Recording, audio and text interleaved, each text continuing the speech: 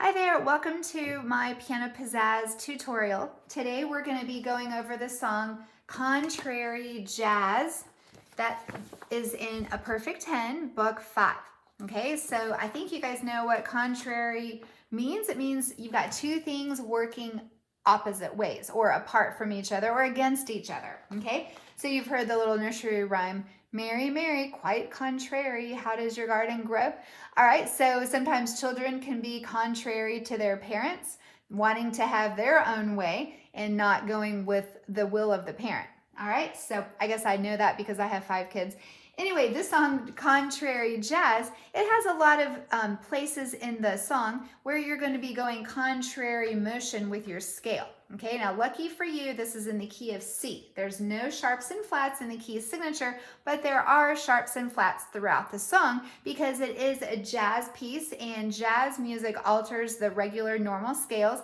And so we have extra flats and sharps that you're going to want to watch for. And then of course, when you're going in your chromatic scales, you're going to be using all the black notes. So they're marked usually as the sharps. Okay, so we're going to go over this. I'm going to pull the camera over where you can see my hands just maybe a little bit better.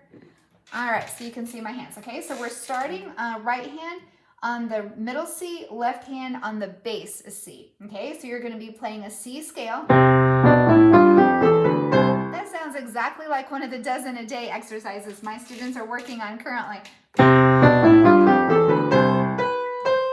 Here's your little jazz sound right here. By adding the E flat to the C scales or the C chords, it's changing up the sound. This time it goes to the D in the left hand. And then here's your chromatics a little bit.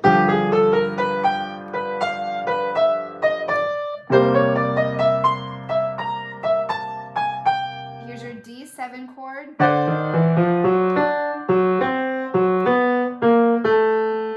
That's a little hard for your left hand to do that. You may have to get extra practice with your left hand. And then here on measure 17, you've got a nice C chord sound right here. C, E, and G with an added A. That's the C with an added sixth. 1, 2, 3, 4, 5, 6. So this is a C6.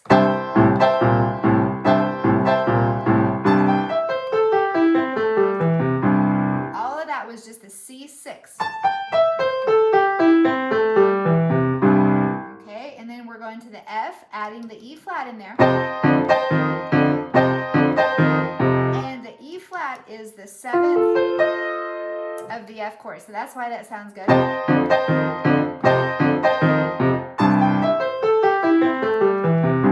Now we've got the G7 chord. And then back to that F7.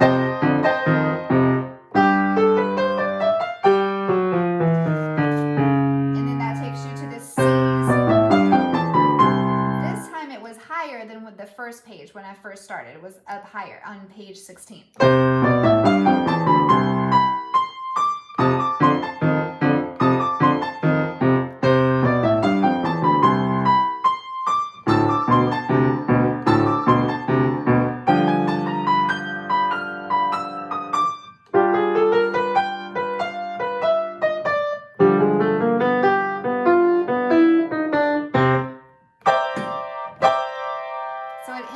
Jazzy kind of sound there. It's a G minor and then a C, D, and E in the left hand. Notice the treble clef is in the bass clef space right there. So you're reading the notes in the treble clef, and that S, F, Z means sforzando, suddenly loud.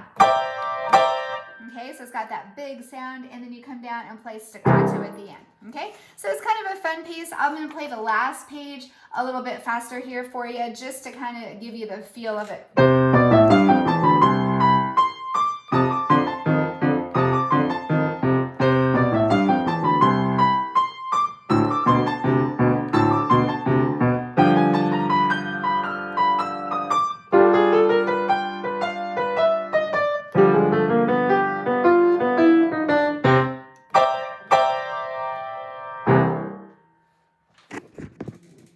So that's kind of a fast little ditty. It's jazzy, it's fast. A lot of the students really enjoy the exercises in the dozen a day. So this particular exercise is in all of the books in the dozen a day, where you hold the first beat for the full beat, and then all the rest of the notes of the scale are in the form of eighth notes. Okay, so you're going to put that to practice in a song.